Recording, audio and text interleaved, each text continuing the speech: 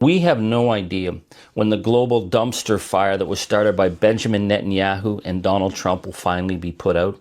We don't know what the ramifications are for the global economy, or, as I've talked about on this show, the potential for global hunger. But what we do know is that the propaganda, or the slopaganda war, has been decisively won, and it has been won by a fundamentalist theocracy in Tehran who have totally handed Donald Trump his rear end. So MeidasTouch just exposed something fascinating. Iran has mastered Trump's own 4chan meme warfare tactics and turned them against him in the Strait of Hormuz crisis. Charlie Angus breaks down how Trump's digital weapons have become his greatest weakness. This is brilliant analysis. What we are looking at, my friends, is the first global 4chan war. Donald Trump used the whole 4chan psyche to get himself elected, and now the Iranians have turned the tables on him. So it may be really disorienting for the rest of us normies, but it explains everything about the psychosis that is MAGA. This is spot on. Trump's massive military deployment to the Persian Gulf in February triggered Iran's blockade. But they're not just fighting with ships. They're demolishing him online using his own playbook. The psychological warfare is unprecedented. I think one of the most disturbing elements of the whole MAGA era is this sense of not being able to tell what is real anymore. The debasement of public institutions, the deliberate degrading of the office of the presidency, and the whole notion of engagement with electors. So much of that has been driven by Donald Trump's use of the meme. The Strait of Hormuz carries 21% of global oil. Iran's chokehold there has oil at $140 per barrel. But simultaneously running a meme campaign mocking Trump as weak? That's next-level strategic thinking that completely outflanks traditional American responses. The meme has been the driving force of Donald Trump's presidency because he uses it for shock, for outrage, for clickbait, and to supersede the traditional roles of the president, which would have been the press conference and presidential addresses. Now, the meme comes from the site 4chan, and understanding the 4chan culture is necessary to understand Donald Trump. Exactly right. Recent polling shows 84% of Americans want focus on domestic issues, not Middle East wars. Iran's propaganda machine amplifies that sentiment while making Trump look like a bumbling fool. They're winning both economically and culturally. So in 2003, an adolescent boy named Christopher Poole set up a website to trade cartoon images, slightly pornographic images of sort of Japanese cartoon characters and unicorns. They were for like the lost boys of the internet. But what happened with 4chan was that there were no moderators, there were no rules, everything was anonymous, and things started to go dark very quickly. 4chan culture is anonymous chaos, shock humor, transgressive content, no rules. Trump weaponized this for 2016 and 2024, but Iran studied it for years. Now they're deploying it with state resources and surgical precision against him. 4chan created the meme as a way of shocking, of getting clickbait, of saying outrageous things. They also pioneered what they called trolling. And these are two things that are very key to MAGA. The shock elements of Donald Trump's memes, which he uses to troll people. This is the core problem. Trump destroyed presidential credibility for cheap laughs and now desperately needs it back. When your entire brand is based on trolling, you can't suddenly demand respect during an actual crisis. And on that site, we began to see the amalgamation of deeply racist, deeply misogynist, deeply violent content, where the incels, another culture of fabric of 4chan. These men who couldn't get dates, who were living isolated and living online, began to post increasingly violent fantasies against women, and then they began to act it out. The political establishment completely missed this connection until 2020. Understanding 4chan isn't optional anymore. It's how modern information warfare works. Traditional politicians still don't grasp what they're facing when memes become weapons. Two really key things happened in 2015, 2016. Well, 2016, Donald Trump put his name forward for president. And suddenly all these adolescent shit posters who weren't paying attention to politics became obsessed with getting the Donald elected.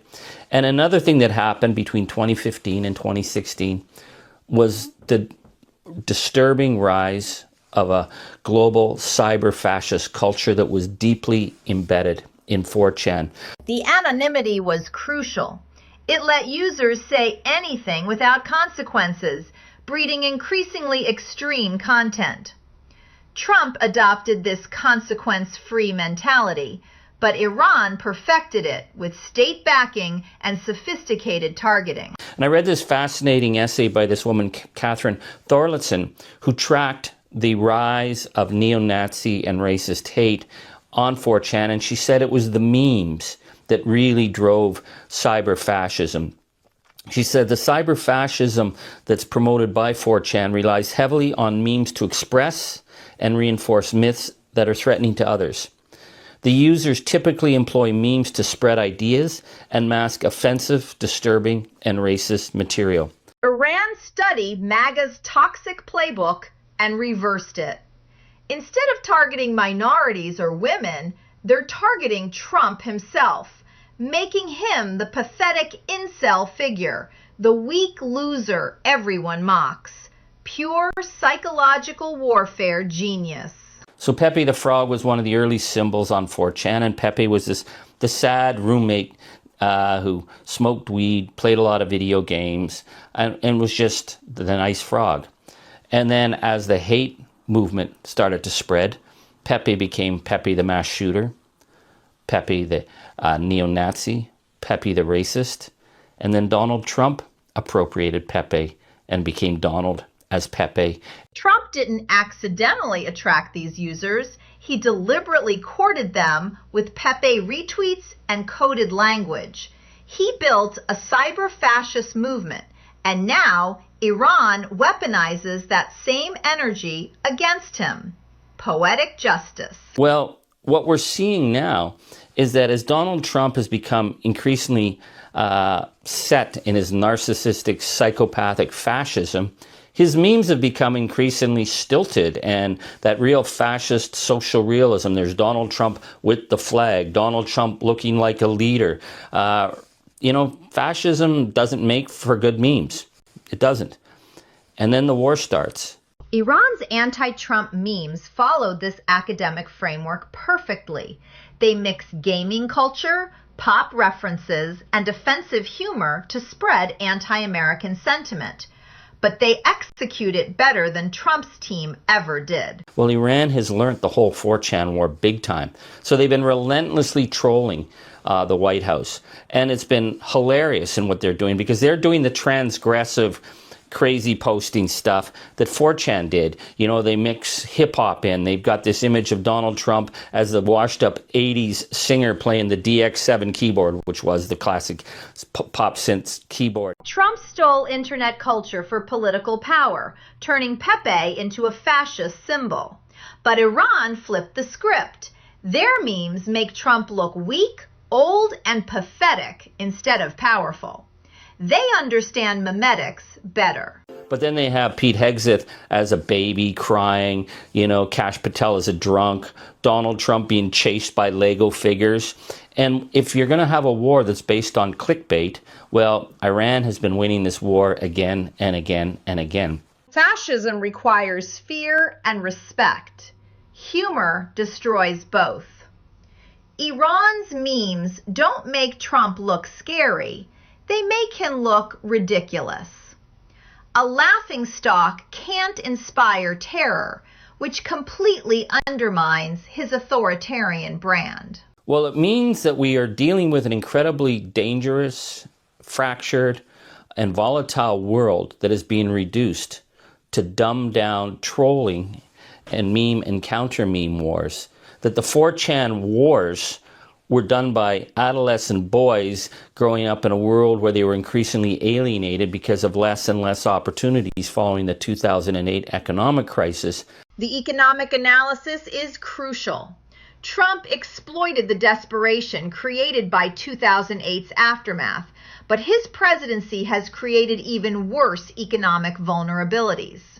Rising oil prices and market instability from his foreign policy failures are crushing working families. You know, Dale Barron in his book on 4chan described the creation of 4chan as a cultural global dumpster fire. Well, now we have a global dumpster fire for real, and it is started by the 4chan president. And where we go from here, who knows? Charlie's assessment is devastating but accurate. Trump's meme presidency created global instability while teaching adversaries how to defeat America using our own tactics. The master manipulator has become the manipulated, and we're all paying the price.